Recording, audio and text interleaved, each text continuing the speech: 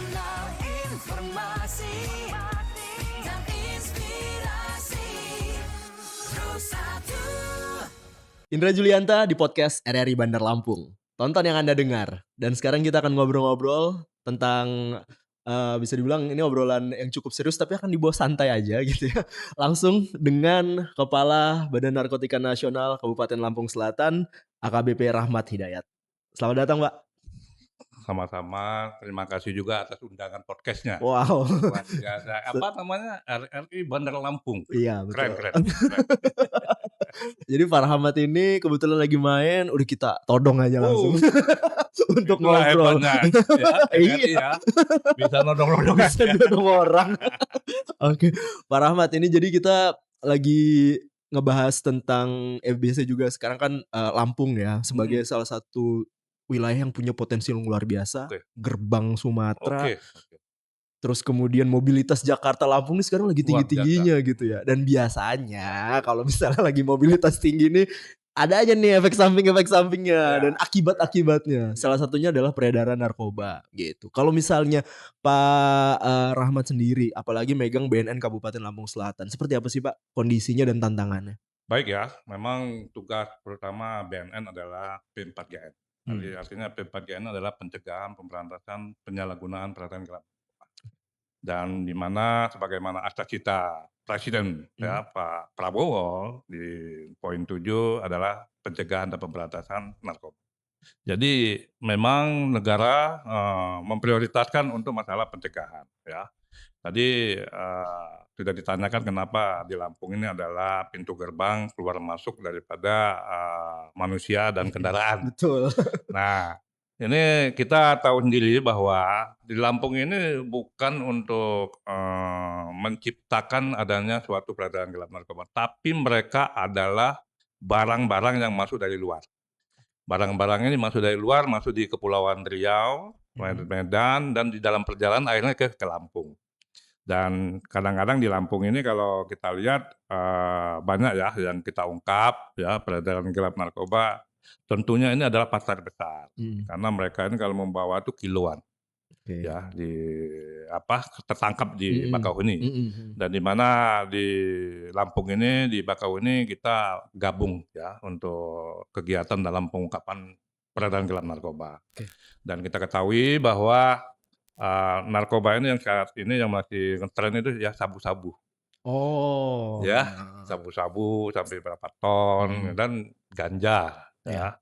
Kalau yang lain masih minim lah ya, termasuk ekstasi ya. Kemarin mungkin monitor ya ada yang kecelakaan di tol kan. Iya betul. Yang di tol nggak taunya isinya ratusan ribu. Wah, itu dia Betul, dengan nominal yang cukup Nomor tinggi 20 juga ya.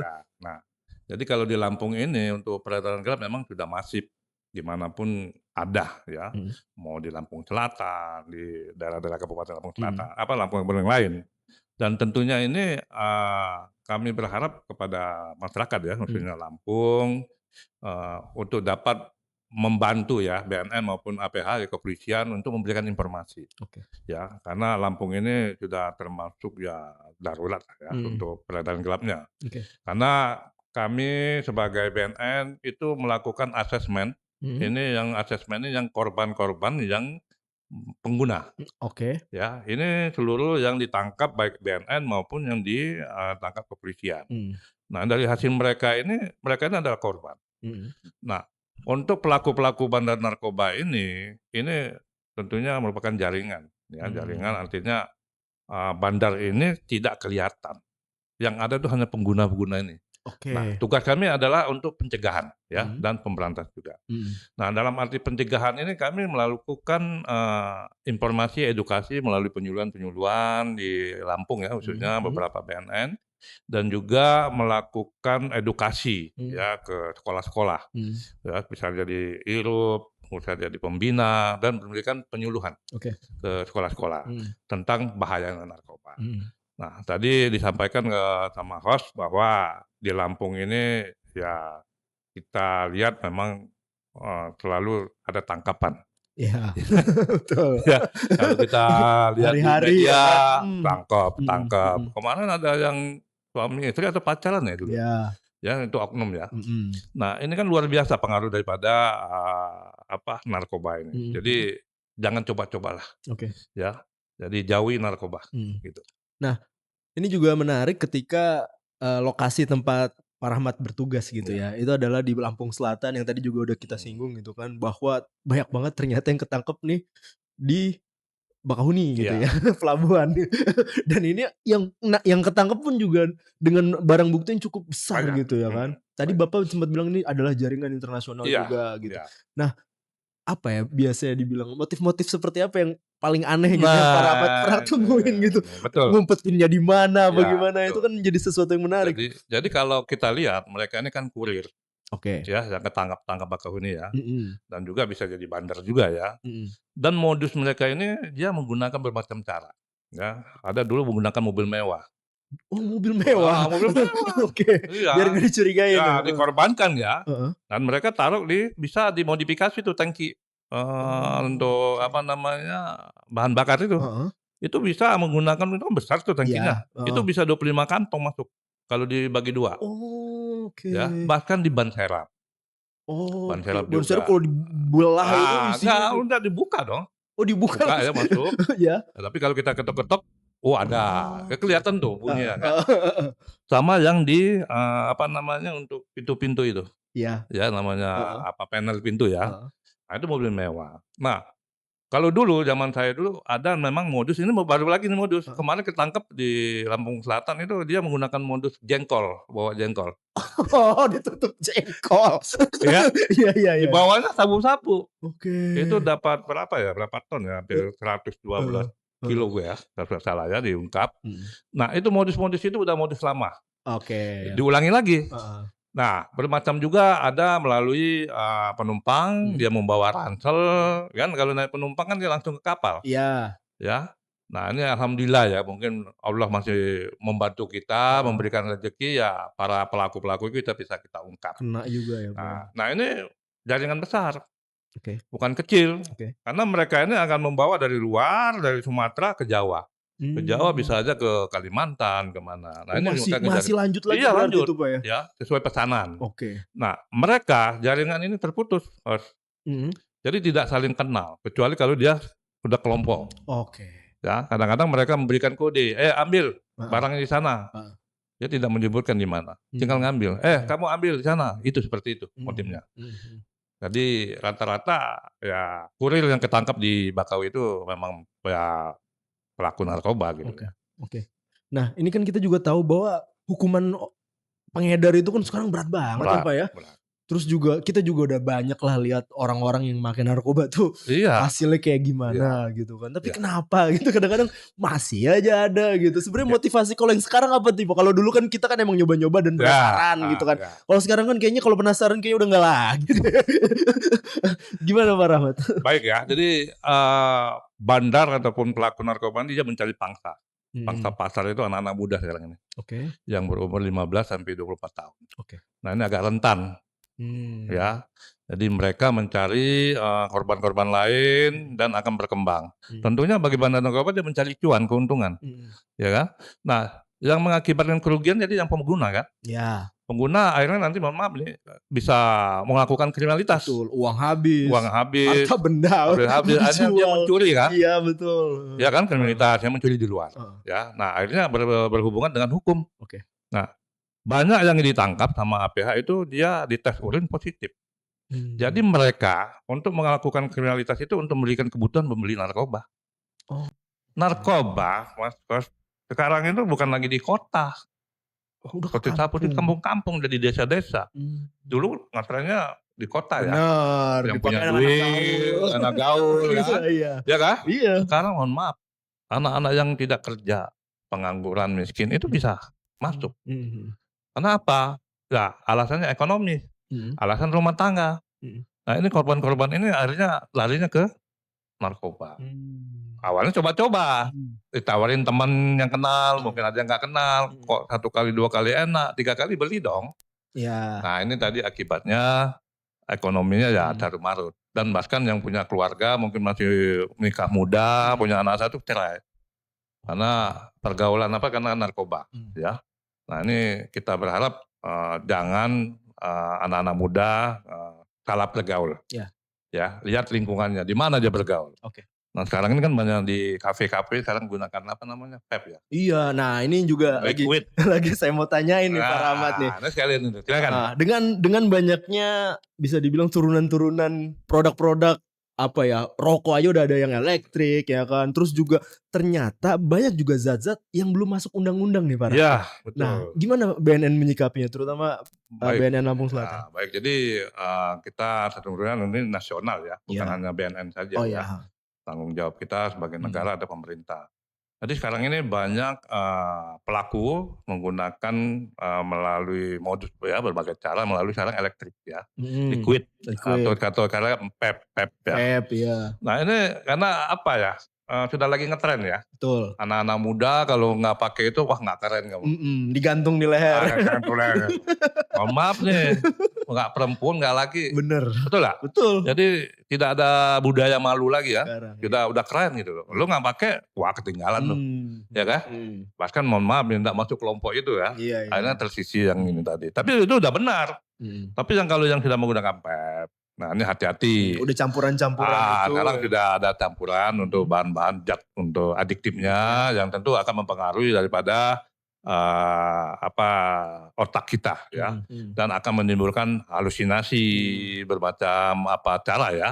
Dan tentunya juga walaupun dia tidak dicampur dengan narkoba, itu juga buat kesehatan tidak baik. Ya kan, itu akan menyerang paru-paru. Udah bahkan sakit. Nah ini juga ada modus-modus juga ya melalui permen, ya kan? Permen itu anak-anak muda, anak-anak sekolahnya hati-hati. Ya makanya kadang kita kalau orang-orang tua ya, kalau sudah sibuk harus diawasin juga. Ya baik dia anak-anak masih sekolah SD, SMP, SMA bahkan kuliah. Perlu diawasin, apalagi zaman sekarang zaman sudah maju, handphone kan bisa video call. Betul. Lihat pergaulan anaknya. Jangan dilepas ya. Sesibuk apapun orang tua ya harus tahu pergaulan anak. Dia bergaul dengan siapa, di mana lingkungannya. Nah ini perlu peran serta orang tua. Dan masyarakat juga harus tahu juga kalau ada transaksi atau ada peredaran gelap narkoba ya lapor. Berani lapor. Nggak usah takut. Kita jamin ya. Tidak akan di follow up identitasnya kita rahasiakan. Sekarang gampang kok ya kalau lapor-lapor kayak gitu. Sekarang kan udah melalui kamera. Apa kan sudah ada barang buktinya ada. Nah ini yang perlu khawatir, hati-hati anak-anak muda sekarang ini. Jangan karena bergaul akhirnya terjebak daripada peredaran gelap narkoba. Oke. Nah itu tadi Pak Rahmat yang ada bahan-bahan yang memang baru-baru banget nih ya kan. Kadang-kadang kita juga nggak tahu nih, tapi ternyata bisa bikin mabuk juga gitu kan. Atau adiktif juga gitu. Nah itu apakah diupdate terus tuh sama BNN tentang list-list zat-zat yang terlarang itu atau seperti apa? Ya, ini saat ini kita tentunya kita punya lab ya, juga Balai POM itu selalu kita mengupdate barang-barang yang baru terutama kan zat adiktif yang ada di PEP. Ya. Bahwa memang ada pelaku menggunakan dengan cara mencampur daripada zat cair. Kan zat cair ini kan bermacam-macam kalau PEP ini. Benar. Ada rasa mangga. Tapi saya nggak pernah coba loh. Iya saya juga. Saya tahu rasa apa. Udah. Tapi kalau berokok ya kan tembakau, nikotin. Tapi lebih baik ya merokok. Sama sekali ya malah. Nggak usah sama sekali. Merokok juga nggak usah. Pep juga nggak usah gitu. Jangan gara-gara katanya nggak gaul. Nah itu dia. Ya. Artinya sini jangan coba-coba. Ya. Jauhin narkoba. Nah sekarang yang udah terlanjur nih Pak ya. Kadang-kadang kan waduh gimana nih gue udah kena gitu kan. Harapan udah gak ada apa segala macem. Kalau kembali ke masyarakat juga apakah mereka mau nerima gue lagi gitu kan ibaratnya. Kalau kata anak-anak mudanya gitu kan. Apakah saya juga akan bisa berkarya lagi di masyarakat gitu. Nah ini gimana dari BNN? Baik ini tentunya sangat berguna sekali ya bagi yang kena terpapar narkoba. Ya tentunya masih ada kesempatan ya. Negara hadir, BNN hadir adalah tempatnya rehab. Ya rehabilitasi. Di mana kami memberikan tadi jaminan ya, jaminan untuk bisa memulihkan bagi yang sudah terpapar bahkan baik dia ringan, sedang, berat ya, itu akan kita rehab ya. Dan tentunya gratis saya sampaikan dan tidak dipidana.